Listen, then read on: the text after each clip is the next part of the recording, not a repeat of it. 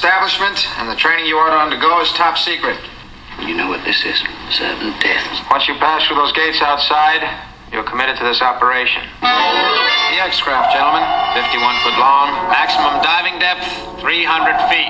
She carries two 4,000-pound charges of amatol, enough to blast open the hull of any battleship afloat.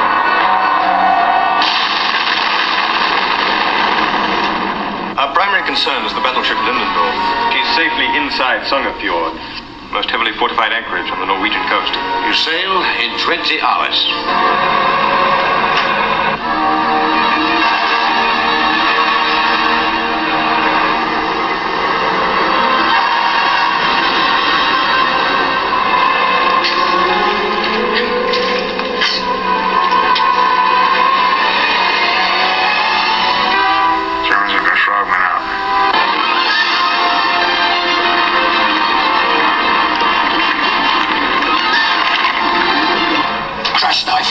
Front Q-tank, number one. Here comes Jerry.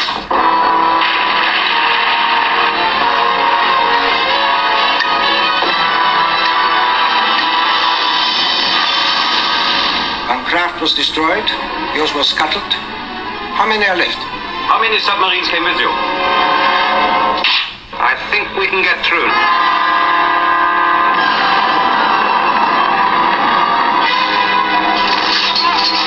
Steady. Stop engine.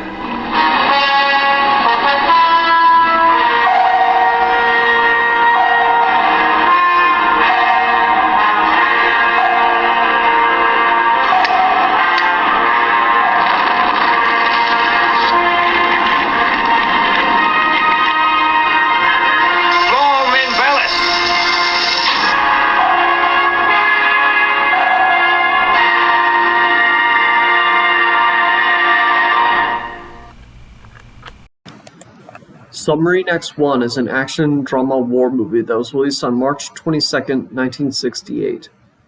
This is another movie with James Caan that I will have reviewed. The other one was The Killer Elite. Is this one good or bad? Well, let's find out by starting with the story.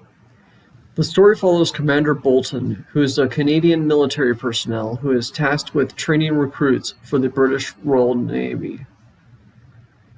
It is for using experimental submarines to raid German warships in Norway during World War II. Is this story good? Well, that depends on how you look at it. I'm just going to get this out of the way. This is not really a crowd-pleasing movie. There are no emotional scenes. There are no heated arguments between characters. There is no overarching theme. There are very few standout characters. There are few thought-provoking scenes of dialogue. It can be pretty fucking slow at times. But more than anything, this movie focuses almost entirely on training for this mission. And that is why it's actually pretty fucking brilliant. Now let me explain. To me, half this movie could almost be a documentary of training for a submarine operation. The music is very sporadic, and even when it does come up, it's unremarkable. There are a lot of scenes of the characters diving in the ocean and using the submarine. I will say, to enjoy this, you really have to be into submarines and military training. If you're not into that, you might actually find this movie pretty fucking boring. I personally find it really fascinating, but I can understand why most people might not enjoy it. It really feels like watching the British Royal Navy fully coming up with an operation to defeat the Germans and seeing it be fully realized. What I really like is that Bolton is a character who is following orders from his superior and trying to train his recruits. What makes it all work is that no one is really shown to be right or wrong. It just lets the audience decide for themselves. This is true realism. Realism is not about showing the most horrifying aspects of real life. It is about accurately reflecting how it is in the real world. And a lot of times, it can be alienating to viewers. And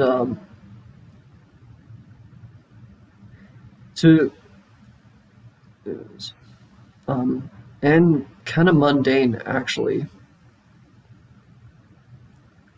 Another nice touch is that I like how these submarines have names like X-1, X-2, and X-3.